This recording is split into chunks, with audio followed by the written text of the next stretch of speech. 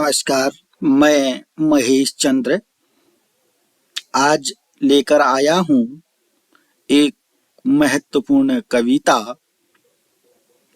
इसका शीर्षक है सीखो। इस कविता में वर्णन है कि प्रकृति हमें क्या क्या सिखाती है। प्रकृति के फूल, पेड़, भौरे, मछली, सूरज आदि हमें क्या क्या सिखाते हैं। आइए आज हम इस कविता के माध्यम से देखते हैं। आपसे निवेदन करता हूं कि आप पूरी कविता का भाव समझेंगे और प्रश्नों के उत्तर भी देने का प्रयास करेंगे। फूलों से नित हंसना सीखो, भौरों से नित गाना, तरु की झुकी डालियों से नित सीखो शीश झुकाना। सीख हवा के झोंकों से लो, कोमल भाव बहाना, दूध और पानी से सीखो मिलना और मिलाना। सूरज की किरणों से सीखो जगना और जगाना, लता और पेड़ों से सीखो सबको गले लगाना। मछली से सीखो स्वदेश के लिए तड़प कर मरना, पतझड़ के पेड़ों से सीखो दुख में धीरज धरना। पतझड़ के पेड़ों से सीखो दुख में धीरज धरना। आइए देखते हैं सीखो कविता का भाव। फूलों से नित हंसना सीखो, भौरों से नित गाना। कवि कहते हैं कि जो फूल हैं उनसे हमें हमेशा हंसना सीखना चाहिए। फूलों से हमेशा, नित माने हमेशा, हंसना सीखो। भौरों से, भौरे जो हैं हमेशा उनसे गाना सीखो, गुनगुनाए। जैसे भौरे हमेशा गुनगुनाते हैं वैसे ही वो अपने आप में आप भी गुनगुनाते रहो, प्रसन्न चित्त रहो। तरु की झुकी डालियों से नित, तरु पेड़ की झुकी हुई डालियों से, नित माने हमेशा, नित नित नित, नित माने हमेशा। तरु की झुकी डालियों से, झुकी हुई पेड़ों की डालियों से सीखो शीश झुकाना। हमको क्या सीखना है कि हमारा शीश जो है हमेशा दूसरों के, अपने से बड़ों के प्रति झुकना चाहिए। जबकि समय बदल रहा है, प्रणाम का तरीका भी बदल रहा है। शीश झुकाना, प्रणाम करना एक दूसरे के पर्याय हैं। ये बहुत कम देखने को मिल रहा है। इसीलिए कवि कह रहे हैं तरु की झुकी डालियों से नित सीखो शीश झुकाना। जो पेड़ों की डालियां हैं इनसे हमेशा शीश झुकाना भी सीखो। आगे क्या कह रहे हैं? शीश हवा के झोंकों से लो, कोमल भाव बहाना। सीख हवा के झोंके, जो हवा जो कोमल भाव बहाती है, वैसे ही आप भी अपने मुख से कोमल भावों को बहाना सीखो। जैसे हवा जो मंद मंद बहती है वैसे ही आपके मुखमंडल से कोमल भाव जो हैं हमेशा निकलने चाहिए। जो भाव नहीं निकलने चाहिए, कटु भाव नहीं निकलने चाहिए, आपके मुखमंडल से हमेशा कोमल भाव निकलना चाहिए ताकि स्वयं का और दूसरे का चित्त प्रसन्न हो जाए। सीख हवा के झोंकों से लो, कोमल भाव बहाना। हवा का झोंका ये सिखाता है कि हमारे मुखमंडल से जैसे हवा कोमल भाव बहाती है वैसे हमारे मुखमंडल से भी कोमल भाव बहे। दूध और पानी से सीखो मिलना और मिलाना।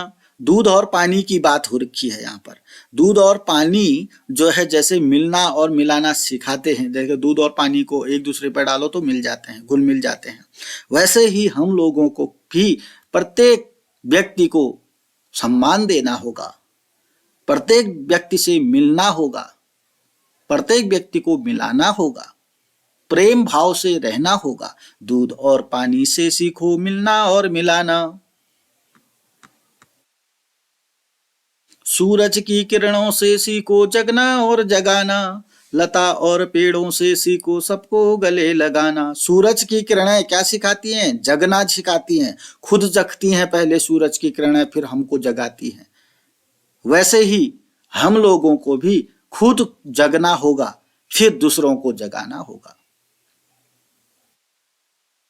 सूरज की किरणें कैसे जगाती हैं? कुछ लोग क्या करते हैं, जब अंदर उनकी सूरज की किरणें दिखाई देंगी तभी वो बिस्तर से जगते हैं, यानी कि सूरज की किरणें उससे पहले जग जाती हैं और फिर जगाती हैं। वैसे ही हम लोगों को सबसे पहले अपना जीवन को उन्नत शिखर पर पहुंचा करके पुनः उसके बाद दूसरे के जीवन को जगाना हो, आगे बढ़ाना होगा। लता और पेड़ों से सीखो सबको गले लगाना। लता और पेड़ जो होते हैं, जैसे पेड़ों की लताएं हैं एक दूसरे को गले लगाती हैं, वैसे ही हमको सबको गले लगाना सीखना चाहिए। विश्व बंधुत्व की भावना होना चाहिए, प्रेम भाव होना चाहिए, दुष्ट आचरण नहीं होना चाहिए। लता और पेड़ों से हमको सबको गले लगाना सीखना चाहिए। मछली से सीखो स्वदेश के लिए तड़प कर मरना। पतझड़ के पेड़ों से सीखो दुख में धीरज धरना। मछली क्या सिखाती है? मछली जो है अपने तालाब के लिए मर मिटने को तैयार होती है। वैसे ही हमें भी अपने देश के लिए मर मिटने को हमेशा तत्पर रहना चाहिए, तभी भारत माता की जय होगी। मछली से सीखना चाहिए। मछली से सीखो स्वदेश के लिए तड़प कर मरना। मछली कैसे तड़प तड़प कर मरती है जब अपने देश से बाहर निकलती है, वैसे ही हमें अपने देश के लिए हमेशा मर मिटने को तैयार रहना होगा। पतझड़ के पेड़ों से सीखो दुख में धीरज धरना। पतझड़ के पेड़ों से सीखना है। पतझड़ का पेड़ जब सारे पत्ते गिर जाते हैं तो उसके लिए बहुत दुख कष्ट होता है, तो उस समय वह पेड़ जो है बहुत धीरज धरता है। तो उसी प्रकार से जब हमारे जीवन में बहुत ज्यादा दुख कष्ट आ जाते हैं, उस समय भी हमको धीरज धारण कर देना चाहिए। अत्यधिक दुखी नहीं रहना चाहिए। अत्यधिक दुखी रहेंगे तो हमें बहुत ज्यादा नुकसान हो सकता है। इसलिए पतझड़ के पेड़ों से हमें क्या सीखना है कि हमेशा दुख में भी धीरज धारण करना, अत्यधिक सुख में भी धीरज धारण करना है। ये रहा आज के लिए कविता। अब जो मैंने आपको कविता का भाव समझाया उससे कुछ प्रश्न हैं, उम्मीद करूंगा कि आप कमेंट बॉक्स में इनका आंसर देंगे। पहला प्रश्न है, मछली हमें क्या क्या सिखाती है? मछली हमें क्या सिखाती है? अगर आपने कविता का भाव समझा तो मछली हमें क्या सिखाती है कमेंट बॉक्स में लिखेंगे। तो मछली हमें क्या सिखाती है इस अवतरण में आपको मिल जाएगा उसका उत्तर। दूसरा प्रश्न है, सबको गले लगाना कौन सिखाते हैं? सबको गले लगाना कौन सिखाते हैं? आपको उस अवतरण में जाना होगा तो आपको उसका उत्तर मिल जाएगा। इन 4 पंक्तियों में इसका उत्तर मिल जाएगा आपको, और आराम से देखिएगा और कमेंट बॉक्स में इसका उत्तर बताइएगा। तीसरा प्रश्न है, हवा हमें क्या सिखाती है? तीसरा प्रश्न है, हवा हमें क्या सिखाती है? हवा हमें क्या सिखाती है, इसमें उसका उत्तर आपको मिल जाएगा। अगला प्रश्न देखते हैं, हंसना कौन सिखाते हैं? इसका उत्तर आपको मिल जाएगा। इस अवतरण में आपको हंसना हमें कौन सिखाते हैं इसका उत्तर मिल जाएगा। और आज का अंतिम प्रश्न है, शीश झुकाना कौन सिखाते हैं? तो ऐसे ही कोई अवतरण में शीश झुकाना कौन सिखाते हैं, ये भी आपको मिल जाएगा। तो आप कमेंट बॉक्स में जाकर के इन 5 प्रश्नों के उत्तर देंगे अगर आपको इसका भाव समझ में आ गया होगा।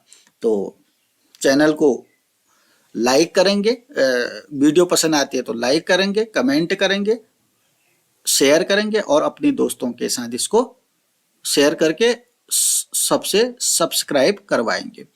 सीखो, फूलों से नित हंसना सीखो, भौरों से नित गाना, तरु की झुकी डालियों से नित सीखो शीश झुकाना। सीख हवा के झोंकों से लो कोमल भाव बहाना, दूध और पानी से सीखो मिलना और मिलाना। सूरज की किरणों से सीखो जगना और जगाना, लता और पेड़ों से सीखो सबको गले लगाना। मछली से सीखो स्वदेश के लिए तड़प कर मरना, पतझड़ के पेड़ों से सीखो दुख में धीरज धरना। धन्यवाद, नमस्कार।